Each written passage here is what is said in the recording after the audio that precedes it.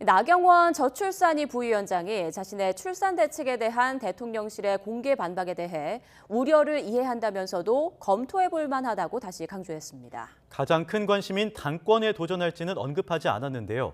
경쟁자들은 나 부위원장의 출마 여부에 촉각을 세우고 있습니다. 정유진 기자의 보도입니다.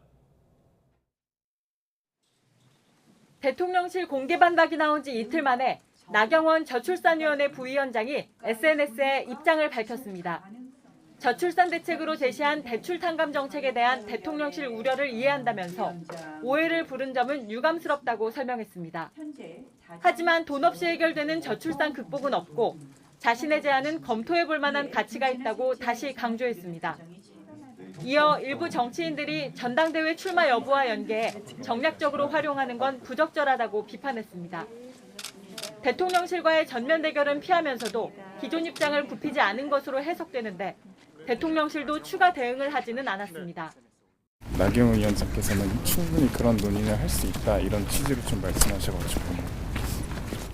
그 기사는 제가 지금 확인을 못했습니다. 그러나 대통령실 고위 관계자는 대출 탕감 정책은 저출산위 위원장이기도 한 윤 대통령 공약과 180도 다르고 공직자는 개인 의견이 있을 수 없다며 불쾌감을 감추지 않았습니다. 전당대회 출마를 견제한다는 해석은 사안의 본질이 아니라는 겁니다. 그럼에도 정치권의 시선은 국민의힘 지지층을 상대로 한 여론조사에서 줄곧 선두권을 달려온 나경원 부위원장이 과연 당권에 도전할지에 쏠립니다. 나 부위원장은 SNS 입장문에서 출마 여부에 대해서는 별다른 언급이 없었는데 YTN과 통화에서도 아직 고민하고 있다고만 밝혔습니다. 이에 대해 친윤 구심점을 자처하고 있는 김기현 의원은 나 부위원장이 책임 있는 결정을 할 것이라며 견제구를 날리는 동시에 김치는 3월에 쉰다는 안철수 의원의 발언도 정면 반박했습니다.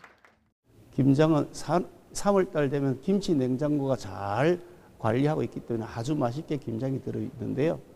2차 산업혁명 이후의 시대에 어울릴 법한 그런 용어는 적절하지 않은 것 같습니다. 연일 당원들과 접촉면을 넓히고 있는 안철수 의원은 연일 수도권 필승론으로 정면 승부를 다짐하고 있습니다. 제가 10년 동안 중도표를 연구를 했습니다. 그래서 저는 10년 동안 꾸준하게 서울에서 20% 정도 중도표를 계속 받았었습니다.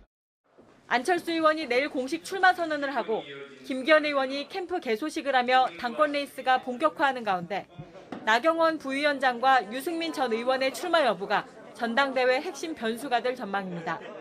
YTN 정유진입니다.